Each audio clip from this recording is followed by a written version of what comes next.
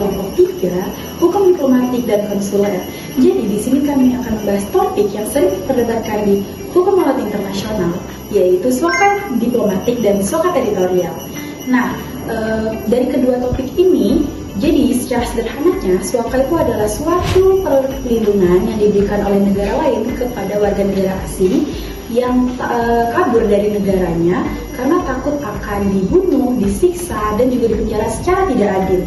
Jadi suaka ini tidak hanya membahas terkait hal kemanusiaan seperti tadi saja, tetapi juga membahas tentang kedaulatan suatu negara dan hubungan diplomatik antar suatu negara.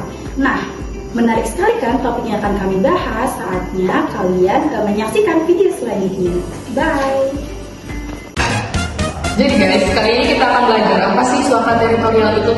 Nah, jadi suaka teritorial itu adalah suatu suaka yang dikasih sama negaranya di dalam wilayah itu sendiri. Contohnya itu kayak apa sih? Contohnya itu kayak ketika ada orang lain yang melarikan diri dari negaranya dan masuk ke wilayah kita, dia bisa minta perlindungan guys. Ini itu diatur di dalam prinsip kedaulatan negara, yang artinya suatu negara itu mempunyai hak penuh untuk menentukan siapa aja sih yang bisa tinggal di wilayah mereka.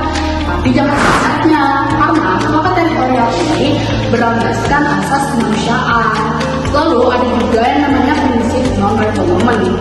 Prinsip non-refoulement ini singkatnya itu suatu negara nggak bisa maksa orang itu buat balik ke negaranya ketika dia masih merasa terancam. Ini diatur di dalam Konvensi Pengungsi 1957 dan Konvensi Protokol 1967, serta ditegaskan lagi di dalam Konvensi Suaka Teritorial PBB tahun 1967. Nah, kalau suaka diplomatik beda banget. Suaka diplomatik dikasih di tempat wilayah kedutaan atau konsulat negara lain. Jadi, orang yang dikejar bisa mengungsi ke kedutaan besar negara asing buat cari perlindungan. Nah, masalahnya di sini agak ribet. Karena secara hukum kedutaan tuh masih di tempat wilayah dia berdiri. Konvensi Wina 1961 memang mengatur soal kekebalan diplomatik, tapi enggak secara jelas mengatur kasih hak buat negara ngasih suaka yang jelas.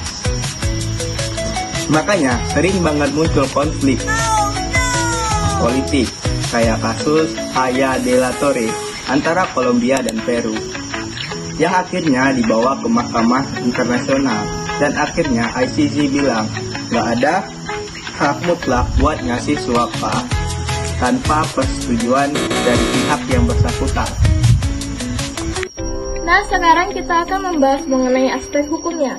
Apabila kita lihat dari sisi hukum, suaka teritorial ini mempunyai dasar hukum yang sangat kuat karena telah diakui oleh semua negara.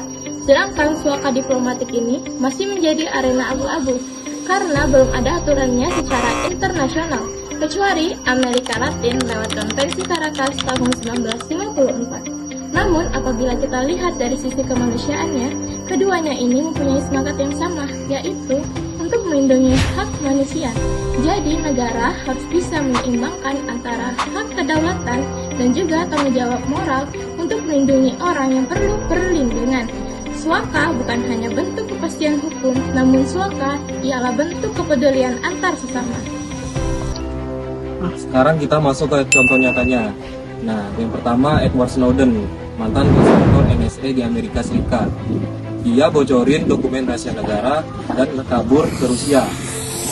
Di tahun 2013, Rusia kasih dia suaka dengan alasan kemanusiaan. Nah, dengan adanya keputusan ini, hubungan antara Rusia dan Amerika menjadi sangat panas. Tapi secara hukum, Rusia nggak salah karena itu hak kedaulatannya. Selanjutnya, Julian Assange, pendiri WikiLeaks. Di tahun 2012, dia kabur ke kedutaan besar Ekuador di London dan meminta suaka diplomatik. Ekuador memberikan suaka karena takut Assange diekstradisi dan disiksa.